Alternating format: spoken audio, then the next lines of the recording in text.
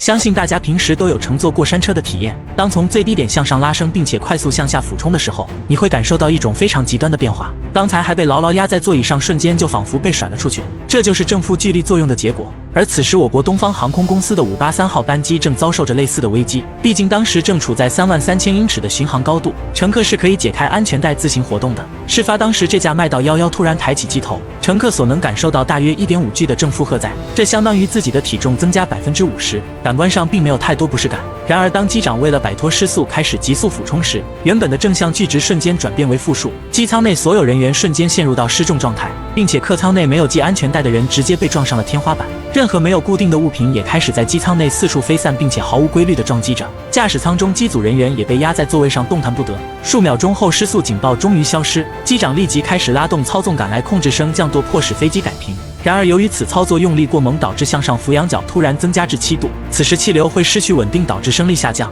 机头随即可能会迅速下降至-6度。这个过程再次上演了正负距值负荷，机舱内所有物品再次被甩向天花板，然后又被重重跌回地面。机长此时感觉飞机还是有些抬头，于是打算稍微向前推动操纵杆，使其平稳飞行。殊不知，用来帮助飞行员保持俯仰稳定的系统，此时的负载已经接近极限，这就会导致机长在手动调整飞行姿态时变得更加困难。换句话说，机长这时候最应该做的就是放手，什么也不要做，系统会介入自动稳定飞行姿态。可是通过仪表，他发现583号班机的俯仰角处在约2度的位置。为了使飞机保持在他想要的稳定姿态，于是决定再次轻微拉杆。结果他再次拉得有点多，导致机头再次抬起，并再次引发了失速警报，导致了整个局面再次重演。没有系安全带的乘客、行李以及餐车就这样被来来回回3次被抛向天花板，然后又被重重摔回地面。583号班机跌落5000英尺后，终于在28000英尺恢复了平飞。松了一口气的刘建平机长打开了自动驾驶，583号班机重新爬升到了33000英尺。与死神擦肩而过之后，客舱内所有人都是魂不附体的状态。